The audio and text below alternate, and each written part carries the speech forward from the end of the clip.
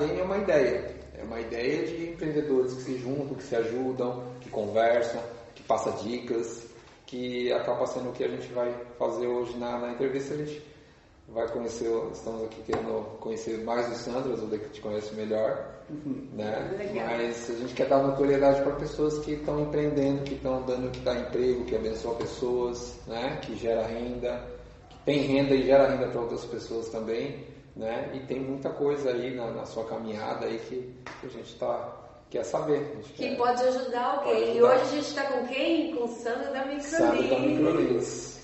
E vamos saber um pouquinho mais sobre a história dele, empreendedora. A gente quer saber do seu mundo empreendedor. O que você tem para nos dizer? E acho que, assim, quando eu penso em empreendedorismo, e o que as pessoas vêm buscando é a eureka, sabe? Aquela, tive uma ideia empreendedora e vou colocar no mundo. Então, eu quero que você comece falando pra gente quando que surgiu.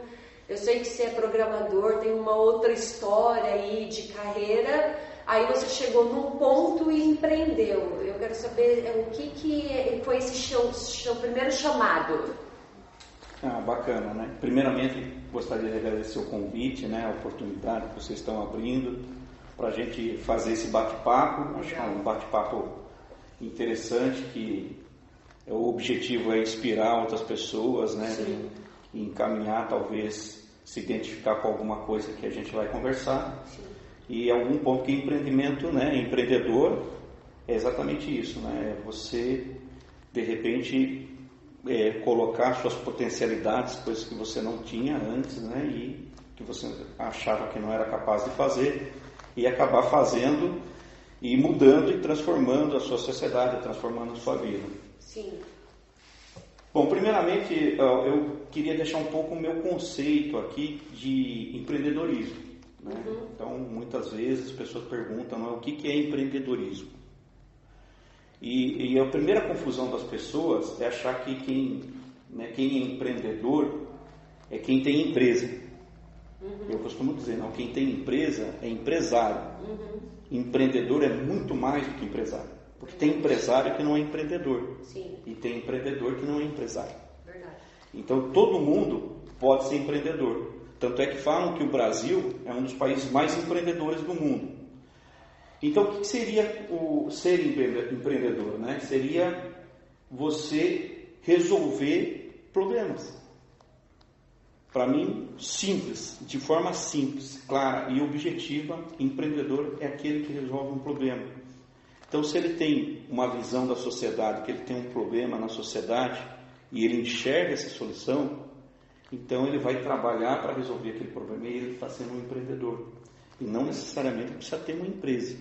Né? Então, eu acho que prover soluções, resolver problemas, ajudar o seu próximo, transformar vidas, eu acho que isso é um conceito de empreendedorismo. Então, só para deixar isso o que eu imagino, né? E durante a minha vida, eu sempre procurei estudar muito, né? Que eu acredito que conhecimento é um fator que vai te ajudar a prover muitas soluções, né? Então você tem que buscar muito conhecimento. Então sempre estudei bastante, sempre busquei conhecimento, né? Comecei a trabalhar desde muito novo, né? O meu primeiro emprego, eu não tenho nenhuma vergonha de falar, né? Mas o meu primeiro emprego foi entregar jornal. Olha aí. E eu fiz isso com 12 anos. Já estava empreendendo com 12 anos. Ele queria o dinheirinho. Exatamente, né? Porque os meus pais, eles não tinham muita condição financeira, como é a realidade da maioria das pessoas. Sim. E a gente quer, tem desejos, tem sonhos para fazer, e desde muito pequeno a gente já começa a ter isso. E eu sabia que os meus pais não poderiam dar naquele momento tudo aquilo que eu queria. Então eu já comecei a pensar numa solução, né? Qual seria a solução? Eu vou buscar uma renda. Então aí eu procurei saber, na época podia, hoje já não pode mais, né? Mas na época podia, e eu fui procurar um trabalho e acabei achando um trabalho no Diário de Sorocaba, né? Para entregar jornal, e fui aceito e comecei a entregar jornal com 12 anos. E o pessoal olhava meio feio para minha mãe, né? Porque achava que estava explorando, né? Eu trabalhei lá pouco tempo, foi menos de um ano, muito por causa da pressão, acho que a minha mãe teve, né? Olhando, nossa, eu saía às 5 horas da manhã para entregar. Quando era mais ou menos umas 10 horas, meio-dia, já tinham feito o trabalho, já dava tempo de eu voltar e ir para a escola à tarde. Então eu trabalhava, estudava, e a partir daí eu comecei a ter essa primeira renda, né? Então eu acho que isso me ajudou muito. Com 12 anos? Com 12 anos. E Sorocaba, Sandro, com 12 anos, tinha mais alguém com essa idade que fazia o que você fazia, ou era só você que tinha 12? E até talvez por isso que sofreu um pouco de preconceito ali. Era só você com 12 anos que estava ali na equipe, no time? Eu não era o único, mas era, inclusive foi até um amigo que me indicou, mas se eu me recordo era só eu e ele na época que tinha mais ou menos essa idade. O resto era um pouquinho mais velho, né? Mas o fato é que em domingo o jornal ficava maior, né? Tinha mais notícias de domingo. Aí a minha mãe mandava o meu irmão mais velho para ir me ajudar, né? Porque a sacola ficava um pouco pesada, né? Aí eu tinha dó de mim, eu falava, não, vai lá ajudar ele. Aí a gente ia, mas para mim era uma diversão, né? Era uma diversão, porque era uma brincadeira, eu fazia aquilo assim, era uma brincadeira, eu gostava muito de fazer aquilo, mas infelizmente, né, a minha mãe chegou a um ponto que ela falou, não, vou tirar você porque você tem que estudar somente e tal, e eu falei, tudo bem, então... Mas aprendeu, tirou uma onda, né? Acabei, foi uma época muito legal, né, que eu recordo muito, e eu acredito que a partir daí, muitas coisas foram direcionadas na minha vida, né? E a minha mãe sempre teve, os meus pais, apesar de não terem concluído o ensino médio, né? Mas eles são muito inteligentes. E a minha mãe, tem uma visão muito grande das coisas, né? E é uma das qualidades de você ser empreendedor, você está antenado, né? No que está acontecendo no mundo, está antenado no que está acontecendo ao seu redor, na sociedade, você tem que ter essa visão, né? E a minha mãe sempre teve essa visão. Eu lembro que ela falou para mim, olha, o caminho para você seguir é tecnologia. Então a mãe que... Foi a minha mãe que... Inspiradora. Que me inspirou. Quantos anos você tinha na época quando ela falou isso? Eu tinha, foi exatamente nessa época, com 12, 13 anos, que ela acabou me direcionando, né? Porque o meu sonho sempre foi ser, de garoto, de criança mesmo, era ser astronauta, esse tipo de coisa, né? Depois, quando as coisas, você vê que a realidade é um pouco diferente, aí eu queria ser mecânico. Eu falei, não, vou ser mecânico. Tanto é que eu prestei um concurso para o Senai de Sorocaba, acabei isso já um pouquinho mais velho, né, com 14 anos, e acabei entrando para cursar lá o Senai, fiz a prova, não tinha patrocínio de nenhuma empresa, que torna o processo mais difícil, e eu prestei a prova, acabei passando e acabei entrando lá fazer um curso de mecânica de automóveis. Que meu sonho eu sempre gosto de mexer, desmontar as coisas, né? Então, é uma área que me atraía muito. E a partir daí, eu queria seguir essa carreira. Aí, nesse momento que a minha mãe, ela deu ali a opinião dela, falou, olha, filho, a área de tecnologia é uma área muito mais promissora. Olha, a mãe visionária. Então, dá uma repensada nisso. Aí eu continuei, né? Eu fiz um semestre lá no Senai. Sim. Depois que eu terminei esse semestre, eu prestei uma outra prova para a FEPASA, né? Que a FEPASA tinha um curso também de mecânica. Passei nessa prova. Aí eu tive que abandonar o Senai porque a FEPASA ia me remunerar, né? Então eu entrei como aprendiz de oficinas na FEPASA, com 14 anos, já comecei a ganhar meio salário mínimo, aí era registrado, porque na época eu ganhava, entregando jornal era meio salário mínimo também. Não podia registrar. Olha! Porque tinha 12. Só que daí com 14 anos eu já tinha, né, na FEPASA eu tinha 14 anos e já foi registrado. Naquela época podia fazer, tinha carteira de trabalho, meu primeiro registro foi com 14 anos de idade. Aí eu fui fazer esse curso na FEPASA. E a minha mãe sempre falando, olha, tecnologia é a área do futuro. Aí de tanto ela falar, eu acabei entrando num curso técnico de processamento de dados. Olha, prestei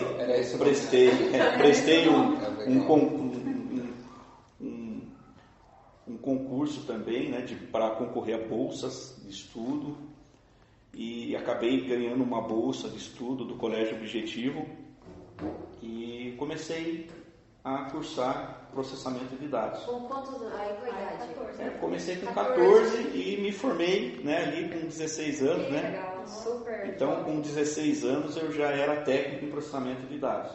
Aí começou. Né? E nessa época, lógico que trabalhava na FEPASA, estudava tecnologia à noite. E com 16 anos eu tive uma oportunidade de dar aula em curso profissionalizante. Uau! Né? Então, de uma escola de informática em Sorocaba, que ela chamava Word Informática, e eu tive essa oportunidade.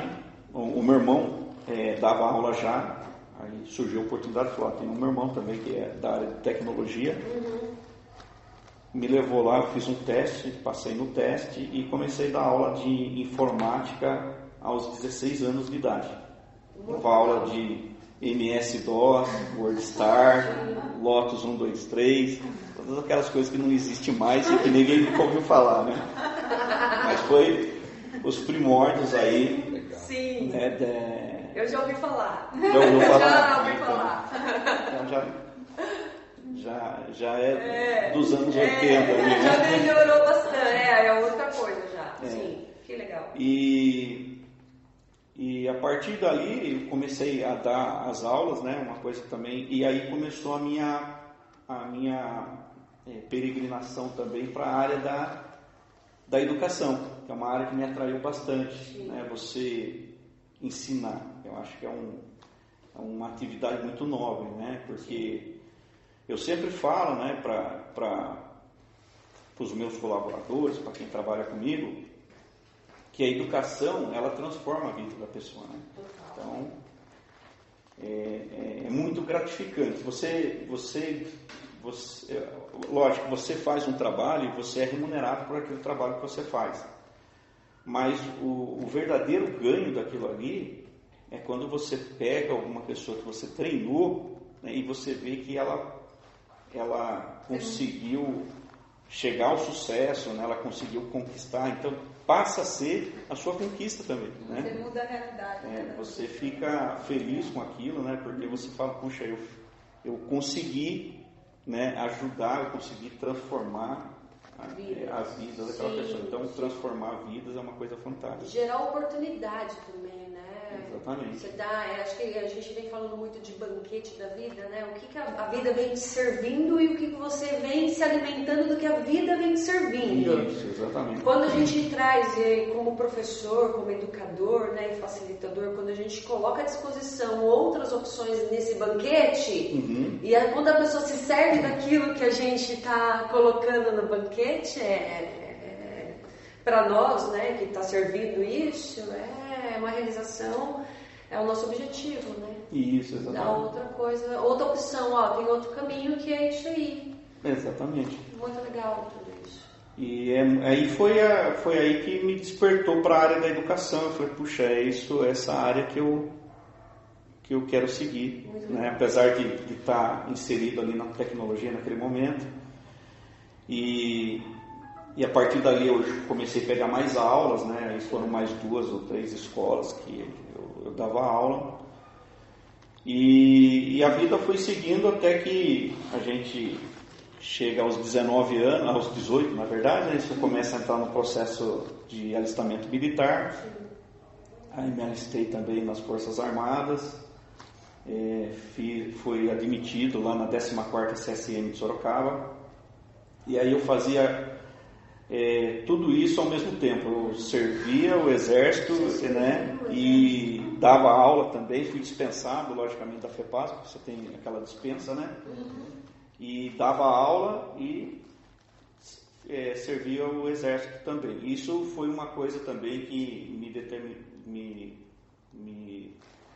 me ajudou bastante, né? Porque o Exército, ele tem uma disciplina muito grande, né? As pessoas às vezes ficam um pouco com receio, né? Vou me alistar, e eu também, mesma coisa. Não quero, eu também não queria na época, né?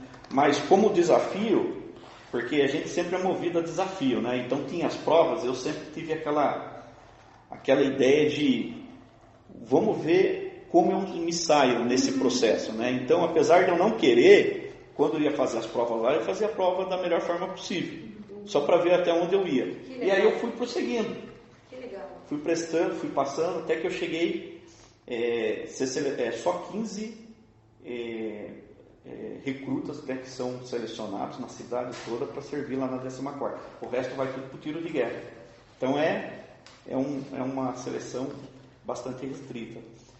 Aí quando chegou na última fase do processo, né, que o pessoal foi fazer uma entrevista comigo, falou: e aí, você vai querer? Aí naquele momento veio na minha cabeça e falei: não, eu vou. Aí eu aceitei, entrei lá, tinha aquele receio, né, e realmente foi uma transformação muito grande, né, porque a disciplina militar é muito rígida, né? Mas é uma coisa que eu acho que é bem verdade, né? Que para mim foi bastante, agregou bastante. Se você entrar hoje numa unidade de alistamento militar, né? Você vai ver um cartaz, né? Admitimos jovens e devolvemos homens. Então foi naquele momento que eu cresci muito, né? Porque muitas coisas, né?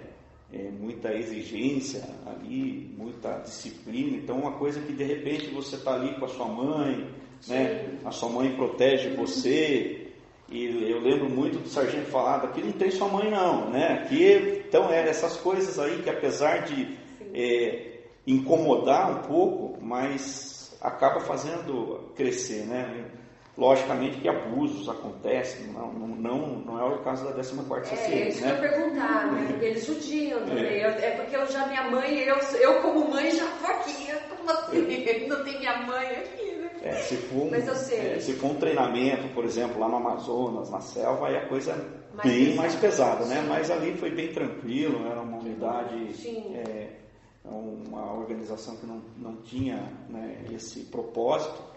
Então agregou muito, eu aprendi bastante, teve os conflitos, teve os momentos de conflito, teve momentos bons que eu passei ali dentro.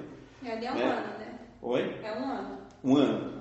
Aí até pediram para eu continuar na área militar, mas eu não acabei não aceitando, apesar de ter gostado muito e saber que realmente, né, tenha, acredito que recomendo que todos, né, pelo menos jovens, né, tanto homens, meninos ou meninas, né, a menina não é obrigatória, mas ela pode fazer também. Então é uma experiência boa, recomendo.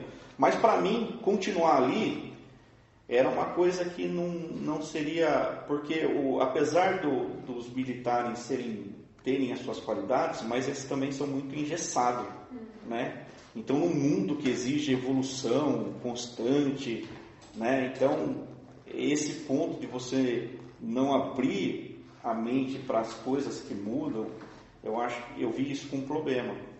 Então, eu não quis seguir na área militar, não quis ser um militar, porque eu falei: a minha vida, ela vai girar mais rápido que isso.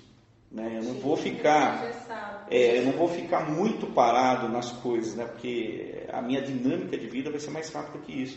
Então eu não vou seguir. E aí eu pedi baixa e sair para continuar a vida aí com os novos desafios. Mas assim, gostei muito pela passagem, né? Recomendo. Para quem gosta de estabilidade, né? É uma área boa a ser seguida, mas não é muito compatível com empreendedores, né? Empreendedores pensam com a cabeça um pouco mais aberta, né? Sim. Uma coisa mais dinâmica, né? E ver soluções, tá vendo? Foi aquilo que você já colocou como base, né? O que o empreendedor faz? Ele vê soluções. E quando ele vê soluções, ele quer solucionado, nada travado. Exatamente. É andando, peraí, próximo assunto, próxima solução, próxima solução, próxima solução, próxima solução. E aí, quando tem algo engessado, fica parado, né? Assim, é como eu disse, né? Eu respeito muito os militares, né? Eu acho muito necessário, mas uma das coisas que me fez pensar nisso foi quando eu perguntei para o tenente, para ele por que você sabe que um militar não pode usar guarda-chuva, né? Vocês sabiam disso? Não. Então, Nunca vi também. Não pode usar. Por quê? Então foi exatamente essa pergunta que eu fiz e não tive a resposta. Você entendeu? Então quando eu não tive a resposta, aí eu fiquei pensando nesse dia. Eu falei, puxa, como que existe uma coisa e eu não tive aquela resposta, né? Na verdade eu tive aquela resposta, mas não foi encontrada nenhum manual, né? Porque tudo lá tem processo, né? Eu achei e eu tentei procurar essa informação lá dentro e não consegui achar naquele momento. Pode ser até que tenha alguém possa ouvir agora, de repente, dar a resposta para a gente. Né? Mas quando eu questionei o tenente, ele não soube me responder. Ele falou, não pode. Eu falei, mas por que não pode? Não pode. Né?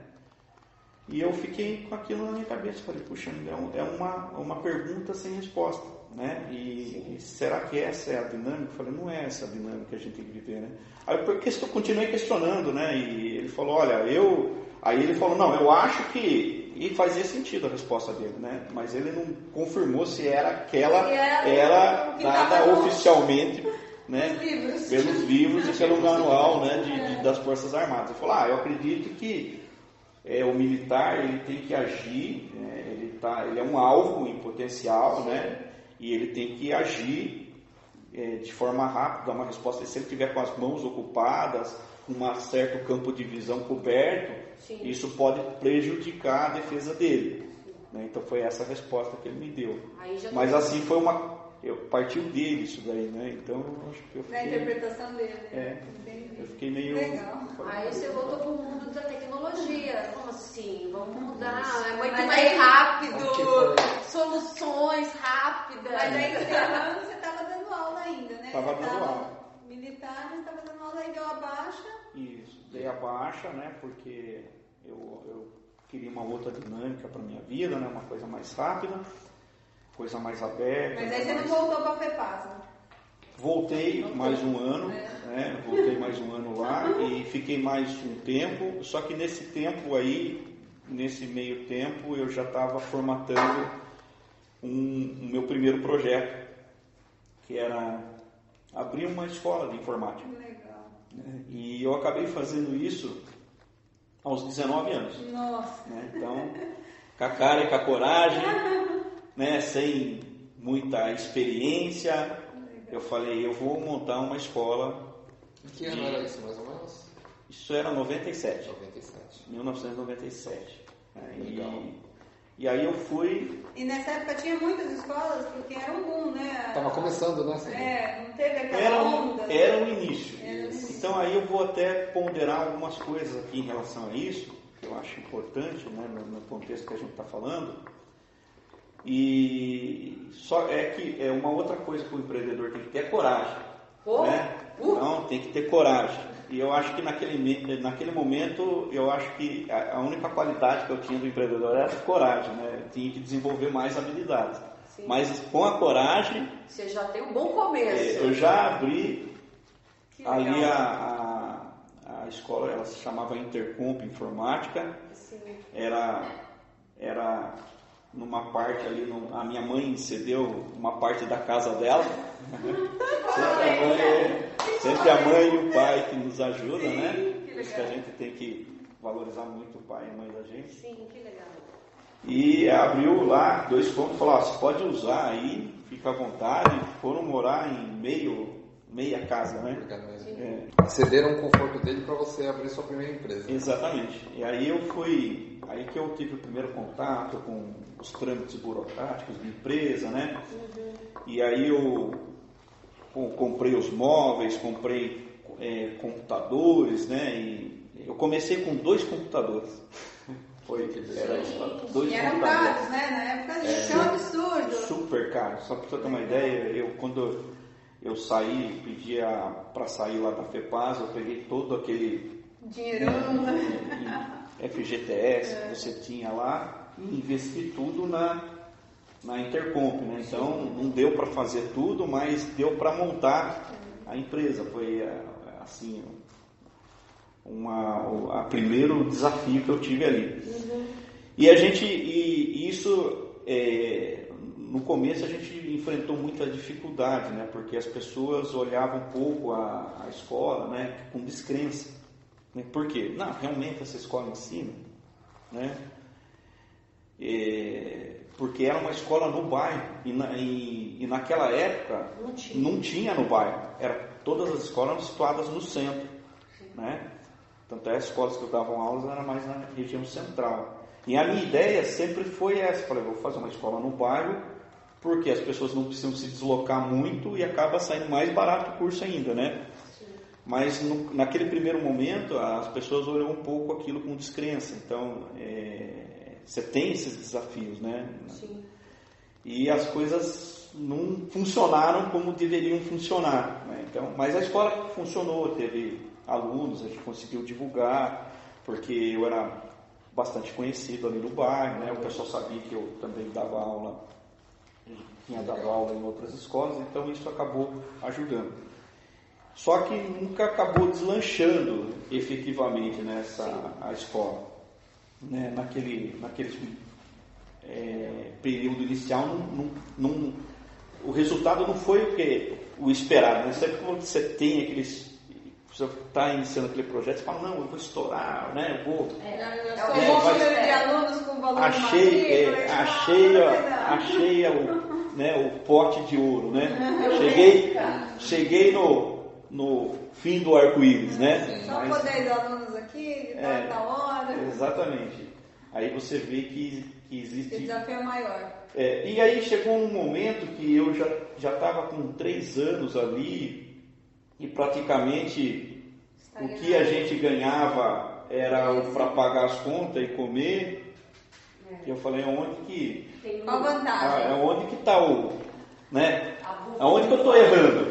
Né? Aonde que eu estou errando? Eu devo estar, porque eu acho assim, a pessoa, quando você está numa situação da vida que você não está gostando, eu acho que a primeira coisa que as pessoas têm que fazer é uma autocrítica.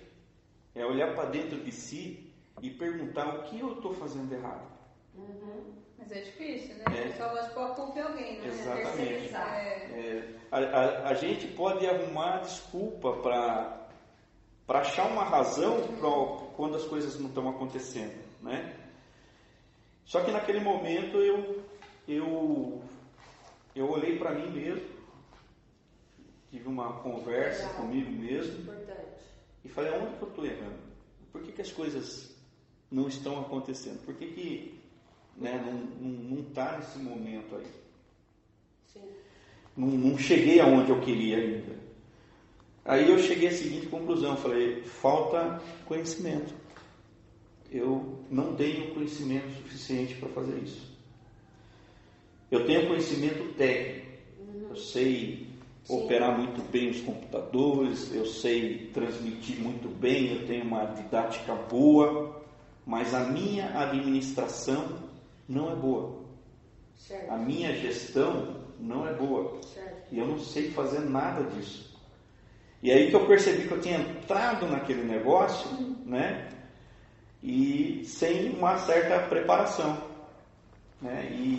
E aí o que você faz? Você vai, como a gente falou desde o início da conversa, Sim. a partir do momento que você identifica um problema, você vai partir para a solução. Sim. E qual era a solução? Aprender. Sim. E aí eu entrei no Colégio Politécnico de Sorocaba, também prestei um concurso na época. Entrei no Colégio Politécnico de Sorocaba para fazer um curso de administração de empresa. Olha aí que legal. Né? Então, aí eu também tive a minha segunda formação técnica, que é técnica de administração de empresa. Não era um curso superior, porque na época em Sorocaba estava começando os cursos superiores, mas o meu curso foi muito bom, porque a maioria dos professores do Colégio Politécnico foram contratados pela Uniso, quando ela montou o curso de administração de empresa dela. Então, eu tive uma boa base, foi um curso que me ajudou muito naquele momento. Sim. Né? E a partir daí eu comecei a ter novas ideias, comecei a aplicar aquilo na empresa e a empresa começou... Novas soluções, você trouxe novas soluções. Até que a gente acabou saindo depois lá da casa da minha mãe, foi para um imóvel próprio, né? E a escola acabou crescendo, de certa forma, começou a andar como a gente imaginou que ela ia andar, né? E aí eu tive um problema pessoal nesse percurso todo aí, que eu acabei separando da minha primeira esposa. Sim. E nessa separação, né, ela acabou continuando com a escola. A escola continuou aí, eu deixei para ela. O negócio está à frente de um projeto, você tem que enxergar a longo prazo. Não adianta você... Como um bom né, administrador, porque agora eu já tenho... agora eu já tenho formação. Você tem que enxergar, antever as coisas, Sim, né? Eu até costumo dizer, né, que a capacidade, né, de evolução do ser humano se deu muito por conta disso, por conta de prever as coisas. Sim, né? Nosso Porque se a gente for voltar na pré-história, né, você voltar no homem pré-histórico, qual era o planejamento do homem pré-histórico? A próxima refeição. Né? E se manter vivo. Então ele começou a planejar, porque ele já começou...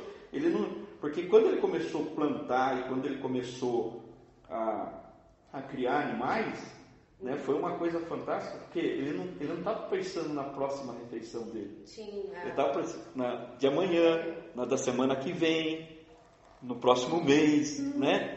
Então, e é aí que o ser humano começou a ganhar capacidade de planejamento. E uma coisa também importante também para acrescentar nesse seu olhar aí, que ele também só conseguiu se desenvolver quando ele começou a trabalhar no coletivo. Porque para caçar, porque dentro das espécies a gente é a espécie mais... não tem capacidade de... Um leão, por exemplo, como que a gente faz? É o mais frágil. A gente da espécie é a mais frágil. Sozinho, tá vendo? Sozinhos somos frágeis, mas se a gente caçar o leão juntos, a gente consegue pegar o cara junto. Consegue. Tá vendo? Então aí também começaram a trabalhar no coletivo nessa época. Isso, exatamente. Vamos trabalhar junto que a gente pega o leão, a gente pega o mamute, a gente pega o macaco, a gente vai pegando e vai comendo isso. E se protege. Então eles também começaram a trabalhar no coletivo. No coletivo, exatamente. Né? Começou... Sozinho a vida era menor, né? O tempo de vida era menor. Isso. E aí no coletivo você conseguiu aumentar. Só para acrescentar, mas esse coletivo, que a gente está no coletivo aqui agora. Muito bem que é a função colocado, das escolas, né? A escola tem essa função de você aprender num coletivo para nivelar todo mundo. É muito bem colocado. Realmente, sozinho você não vai chegar a lugar nenhum. A vida é menor, né? O tempo de vida é menor. Né? E teve a evolução. E se a gente trazer essa realidade para o presente, ela é igualmente importante. Né? As pessoas às vezes não percebem isso. Mas o que você precisa fazer? Planejar e trabalhar no coletivo. E a gente se esquece disso. Se a gente se esquecer disso, a gente está voltando para a pré-história. Exatamente. Entendeu? Está regredindo. Né? Então... Se ficar olhando só no eu. Se você ficar ali... Hoje. Só no hoje, no que eu vou fazer amanhã, porque eu vejo muito, por exemplo, que as pessoas... Um planejamento que as pessoas erram muito, planejamento financeiro. Né? Às vezes a pessoa não guarda um dinheiro no banco. Mas é difícil guardar. Eu entendo que a gente vive, mas esse é o desafio, esse é o ponto. Porque eu vejo eu vejo pessoas que às vezes ganham lá um salário mínimo e conseguem realizar muitas coisas, né? Você fala, nossa, que me ensina, né?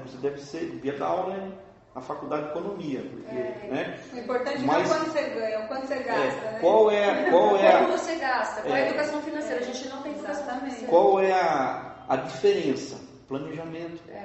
Aquela pessoa, ela se planeja mais, talvez ela faça um ajuste na realidade dela melhor, né? O passo que ela vai conseguir executar tudo que ela quer. Por exemplo, eu quero ganhar mais, né? Eu sempre falo, eu quero ganhar mais. Todo mundo quer ganhar mais, né? Geralmente, né? Geralmente é o dilema da sociedade, né? A pessoa que trabalha quer ganhar mais. Sempre acha que ganha pouco, quer ganhar mais, né? E de repente a pessoa que contrata acha que está pagando muito, né? Então, como que você encontra esse equilíbrio, né? Como que você faz esse equilíbrio? Então, acho que para a pessoa, por exemplo, que ela quer mudar a realidade dela, eu acho que ela ganha pouco. Então, ela pode reservar uma parte do que ela ganha para investir no conhecimento, porque é só o conhecimento dela que vai levar ela para um outro nível, né? Se ela continuar fazendo o mesmo que ela está fazendo e só reclamar, infelizmente o mundo ele é muito bonito, eu acho que a vida é fantástica, né?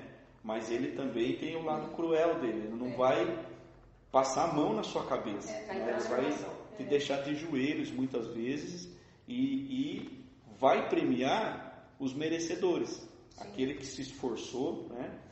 Então a gente precisa olhar para isso e de repente fazer esse planejamento, né? Guardar lá um pouco do que você ganha para você investir em você mesmo, porque, né, é isso que vai te impulsionar. Então, como eu tinha até falado, né, quando você fala, puxa, eu estou encalhado aqui, estou patinando, né, o que eu faço?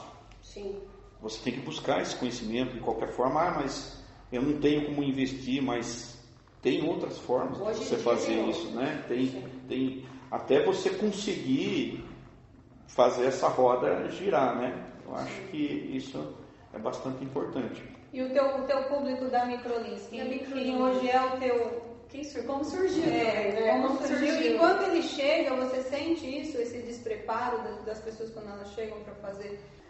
Só para complementar isso que falou, né? Qual que é o perfil de quem chega lá?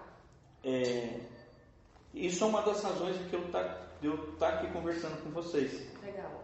Por quê? Porque eu sei que vocês vão divulgar, né, essa nossa conversa, alguém vai ouvir e pode mudar a cabeça de alguém que está ouvindo, e esse é o objetivo.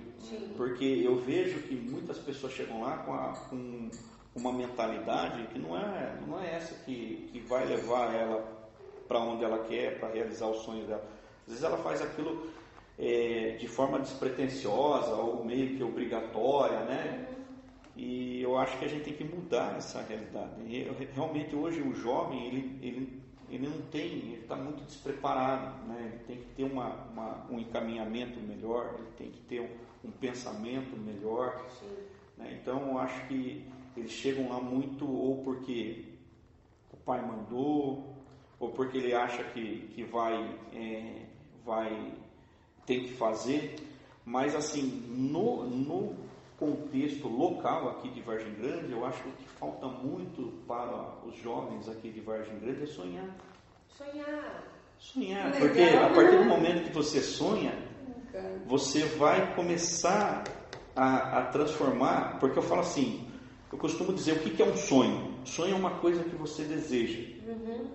E a partir do momento que você sonha e deseja alguma coisa, você tem que transformar isso em meta. E qual a diferença então de meta e de sonho?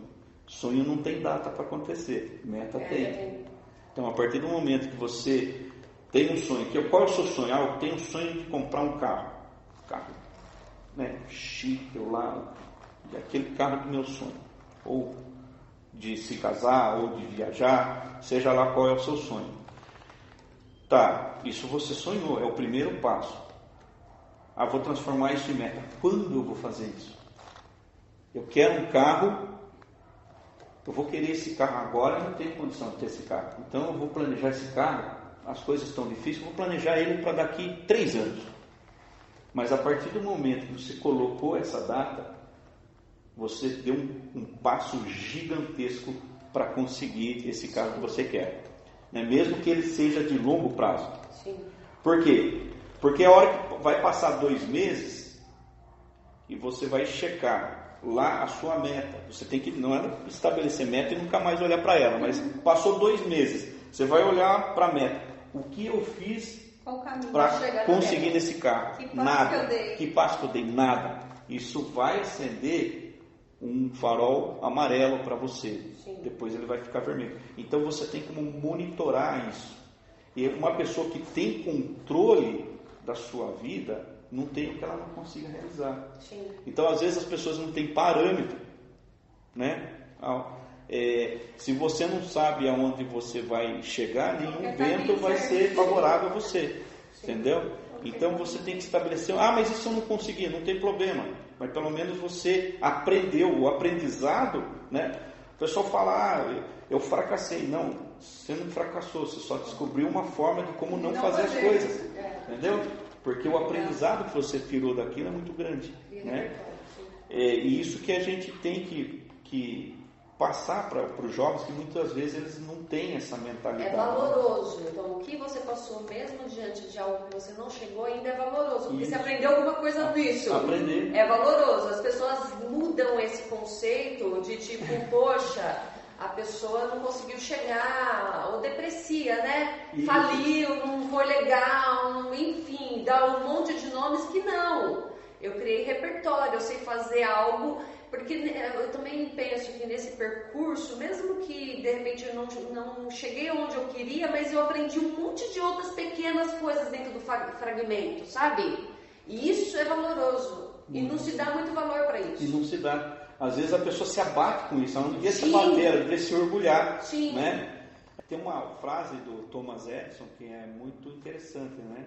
Ele estava dando uma entrevista e falou, senhor Edison, é verdade que você errou 1001 vezes até chegar na lâmpada elétrica? Foi isso que aconteceu?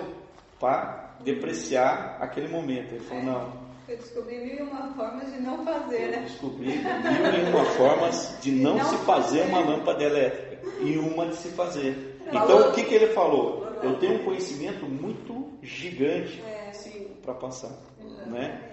Então, acho que a gente tem que ver a vida da gente por essa ótica, né? Então, se você faz alguma coisa, primeiro você tem que sonhar, depois você tem que estabelecer metas e depois você tem que monitorar, fazer um plano de ação para chegar nessas metas. Né? Se deu tempo ali, você não conseguiu atingir aquela meta, não tem problema. Tire lição daquilo que você fez e estabeleça novas metas.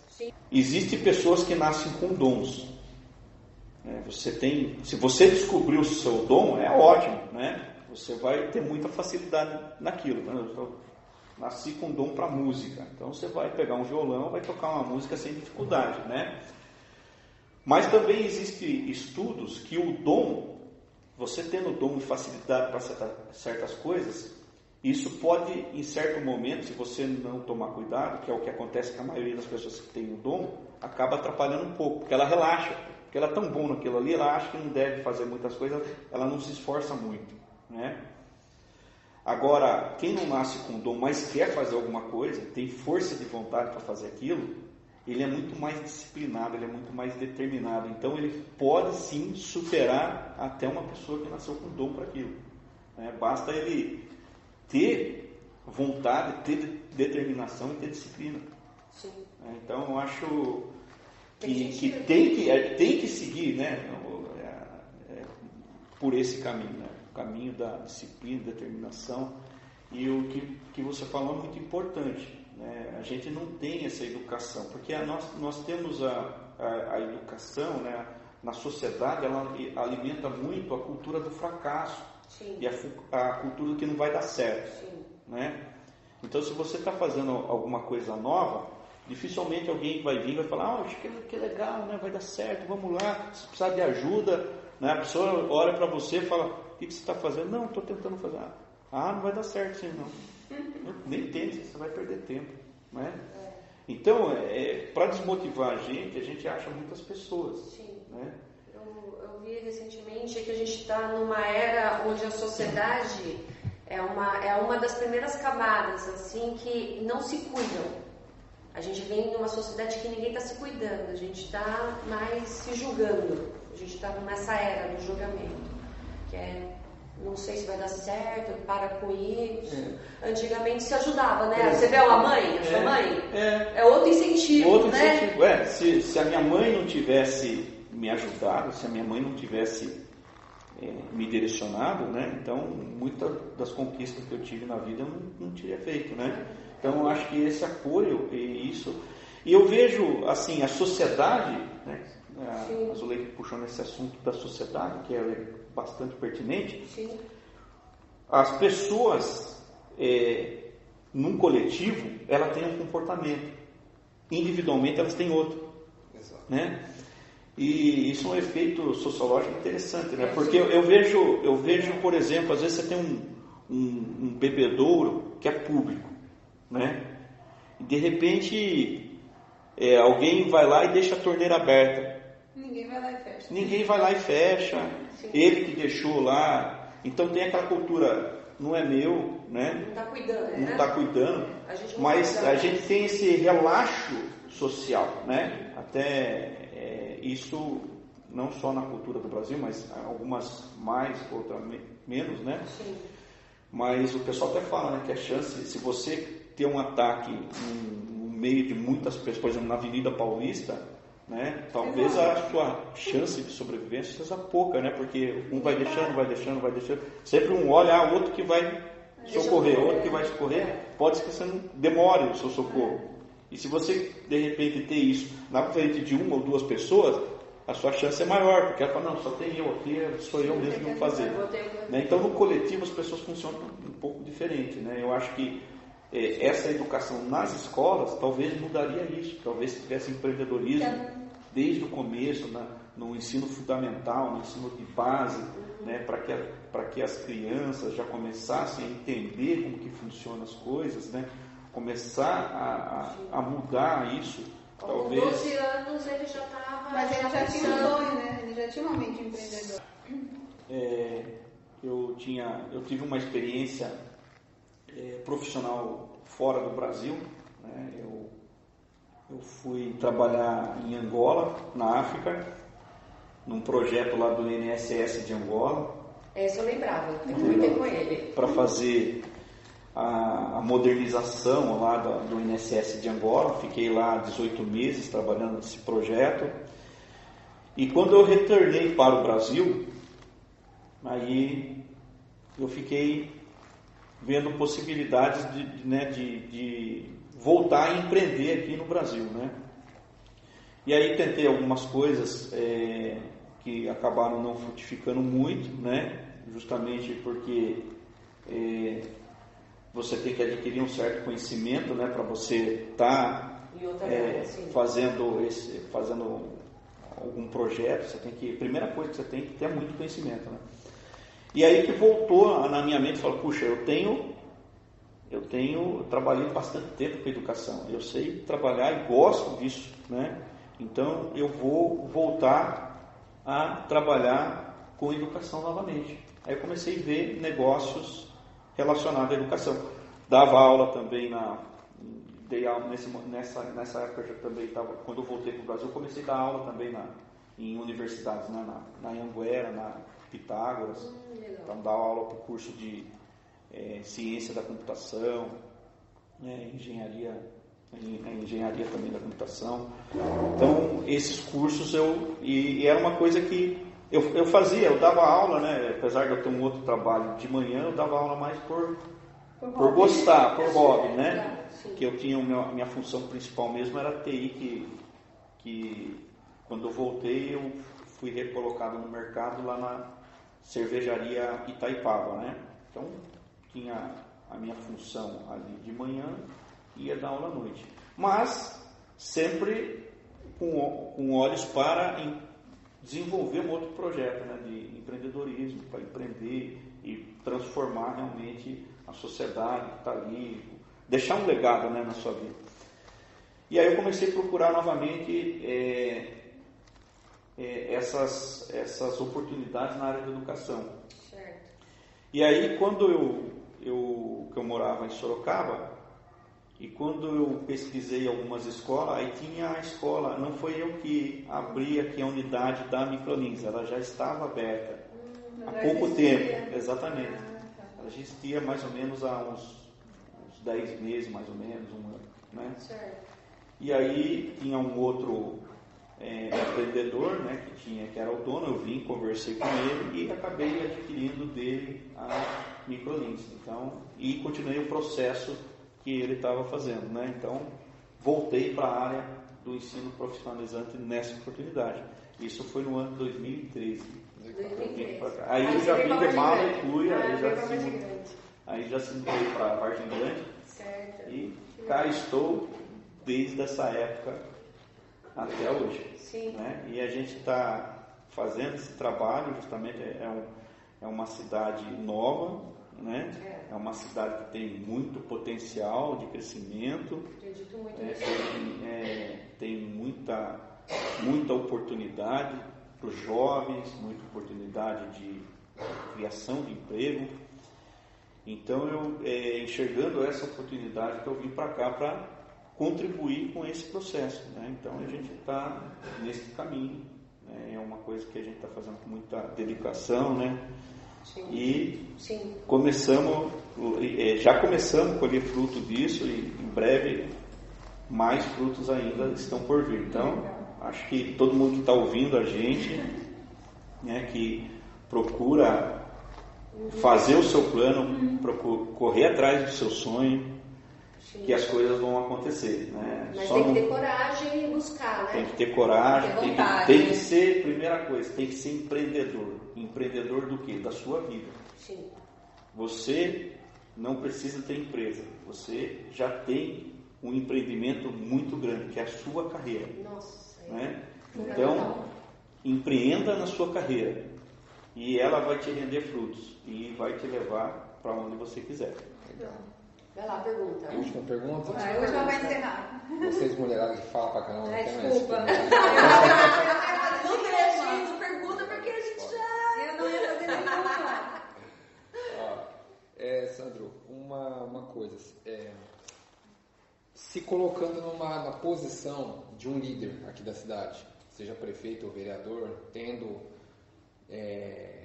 porque se você é um vereador ou se você é um prefeito, de repente um secretário de alguma coisa, de repente secretário de educação, mas vamos falar de vereador e prefeito. Se colocando no lugar, nessa posição, o que você acha que você se aplicaria em fazer para mudar, né? Para mudar a cidade? Porque a gente anda por aí e aí os caras, quando querem se eleger, eles falam que vão fazer isso e aquilo. Depois que entra, uma andorinha só não faz verão. O cara tem a chave da cidade. Mesmo assim, agora ele está se colocando numa posição de uma andorinha só, sendo que ele tem uma equipe junto, né? Ele tem uma posição de líder, uma posição muito privilegiada. Então, tem verba, né? Tem verba para poder desenvolver trabalho, né? Mas o perfil que a gente tem é esse. Então, aí os caras ficam tirando foto do lado de buraco, tirando foto do lado de ponta de ônibus, que não é que não é bom, não é tão importante, mas tem outras coisas mais importantes. Não vou entrar nem no mérito de falar se é bom ou se é ruim, ou se é importante ou não vou nem entrar no mérito. Mas o que a gente vê é isso, e a gente vê que não é esse o caminho. Tem outras coisas também para realmente isso, e o cara tem a chave da cidade. Então imagina o Sandro, né, sendo ou um vereador ou um prefeito. O cara tem sim, você tem como fazer alguma coisa. O que assim, mesmo que você não, a gente não te preparou para essa resposta, mas o que vem na sua cabeça, a primeira coisa que vem na sua cabeça, se eu fosse um vereador ou se eu fosse um prefeito, você pode até dizer, não, eu vou pegar logo o prefeito aqui e eu me aplicaria nisso, para realmente sair depois de 4 anos e com certeza isso aí eu deixaria uma coisa que ela, o que seria, Sandro? Então, na verdade, essa pergunta até é muito válida, né? Assim, porque é até uma coisa que eu acredito que melhoraria muito a vida das pessoas aqui da cidade, né? De todo mundo, todos, né? Vargem Grande, ela tem um problema crônico, é que as pessoas se acostumaram um pouco com esse problema e às vezes acabam não percebendo muito ele, mas ela tem um problema grande de mobilidade, né? Você vê que a Raposo Tavares corta o centro da cidade. Sim. Exatamente. Né? E eu costumo até brincar, né? Existem duas Vargem Grande, a Vargem Grande do Norte e a Vargem Grande do Sul, porque não existe um muro de Berlim, mas existe uma estrada, né, que nos separa. E por incrível que pareça, você mesmo, você pode ver, de repente você vai pensar alguma coisa do outro lado, não vou lá. Uma passarela só. E tem uma passarela. Nos finais de semana, vem o pessoal da capital para vir para Ibiúna aqui e entope toda a entrada aqui, né, a saída da Raposo para entrar na Bungiro. Né? Você, de repente, você vai já pensou se você quer ir do outro lado, no mercado, né? E você não vai poder ir naquele mercado porque você não pode passar do outro lado da cidade. Isso acontece. Né? Isso acontece comigo. Né? Eu não vou por causa do trânsito. Então, o que isso gera?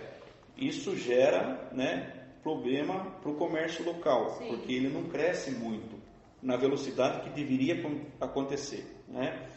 Eu vi isso muito bem um dia que eu fui com meu irmão, que ele voa de parapente, né? E a gente foi em São Pedro para ele voar. São Pedro é uma cidade de 30 mil habitantes. Menor que a gente. Menor do que Vargem Grande.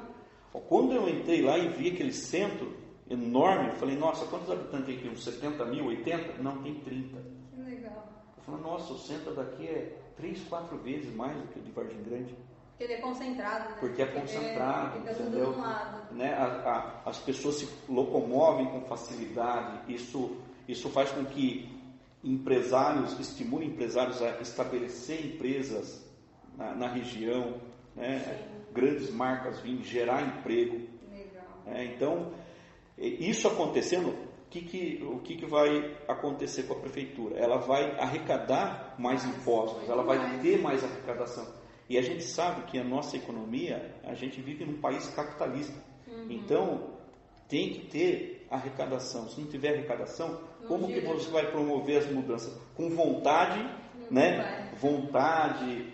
Eu acho que assim, todo mundo que entra ou se propõe a fazer alguma coisa, tem boa vontade de fazer isso. Né? Mas boa vontade só, né, sem ter uma estrutura, um plano de ação, não resolve os problemas. Então, eu acho que esse seria eu sei que os desafios são grandes, de repente a prefeitura hoje não tem orçamento para fazer, talvez demore, tem processo de licitação, mas eu acho que poderia ser contornado o problema fazendo novos viadutos, fazendo passarelas, né? mais meios, quer dizer, fazer com que as pessoas se locomovam, que as pessoas se interajam mais, que as pessoas andem mais para a sua cidade, né? E se fosse possível, qual que seria o ideal? Fazer igual o São Roque fez. A Raposo não cortava nem o centro, pegava a tangente do centro. São Roque jogou a Raposo lá para escanteio. Sim, né? Curva, né? Demorou, mas foi feito. Então acho que talvez isso aconteça aqui no futuro. E eu tenho certeza absoluta que quando isso acontecer, todos os projetos que estão ali engavetados, que de repente não andam por questão de recurso, vão começar a sair do papel. A educação vai ter mais recurso, a saúde vai ter mais recurso. E eu acredito que isso vai levar a cidade para o progresso. Inclusive, dei essa sugestão, quando me pararam lá na rua, o que você acha que deve mudar em Vargem Grande? Eu falei, teve na última campanha, eu fiquei animado, porque o pessoal prometeu isso. Eu acho que a ideia eles já sabem, a ideia eles já têm na cabeça. Já compraram. Agora eu não posso falar, porque eu não estou lá, eu não sei o caixa da prefeitura, eu não sei a viabilidade. Talvez isso seja um projeto de mais de 4 anos, de repente o prefeito fala, eu não vou fazer aqui, vou deixar para o próximo, de repente eu faço, e o outro que vai ganhar crédito. Tem esses jogos, essa questão política Mas eu acho assim, antes de você pensar nisso, eu acho que isso que falta para o político brasileiro, né? Porque quando ele fala isso, ele está sendo egoísta, ele está pensando na próxima campanha dele.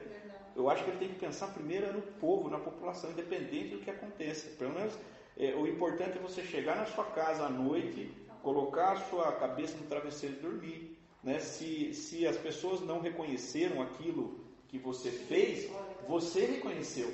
E você sabe que você fez aquilo. E se outro, de repente, entrar no seu lugar e de repente dar tudo certo e ele levar o crédito, tudo bem, mas pelo menos você sabe que o seu objetivo, você no fundo, no seu ímpeto, você sabe que começou com você, que você fez parte daquilo que para mim é uma satisfação também grande. A satisfação da gente não deve só vir de financeiro, de promoção, de estar na mídia, né? Eu acho que você vê a coisa, eu sou muito de ver a coisa acontecer. Não preciso levar o crédito por aquilo. Se eu vi aquilo acontecer, eu ver a felicidade estampada no rosto das pessoas, eu fico feliz, né?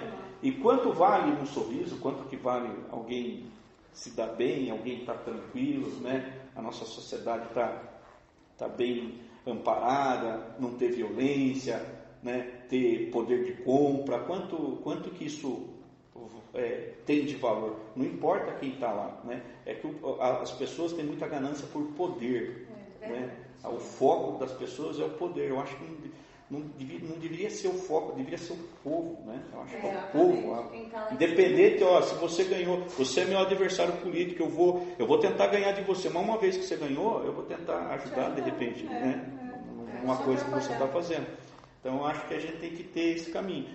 E eu dei essa ideia, o pessoal, não sei, acho que outras pessoas também deram, né? Mas eu fiquei feliz porque isso chegou a ser projetado nas campanhas. Eu falei, puxa, que legal, agora vai, né? Mas a gente está aguardando isso daí. Eu sei que a prefeitura tem isso, está em projeto, não sei as dificuldades que tem, porque é muito fácil você falar do lado de fora. E do lado de dentro, como que é? A gente sabe que a política é difícil, né? Tem que ter uma habilidade muito grande para fazer as coisas acontecerem. Mas eu tenho convicção que os governantes que estão e os que vão entrar terão discernimento para tocar isso adiante. E quando isso acontecer, eu vou ficar muito feliz que a gente vai progredir bastante. Obrigada. É isso. Obrigada. Obrigado pela sua contribuição, né? Obrigado pelo conhecimento que você compartilhou com a gente, compartilhou com quem está ouvindo. Eu tenho que falar um pouco mais alto, estou acostumado a colocar o tom. Vou ter que arrumar o som. Mas é isso. Obrigado a todo mundo, Zuleika, Maíra, Paulo, obrigado a Sandra, obrigado ao Paulo também. Legal. E é isso. Um bom bate-papo. Valeu.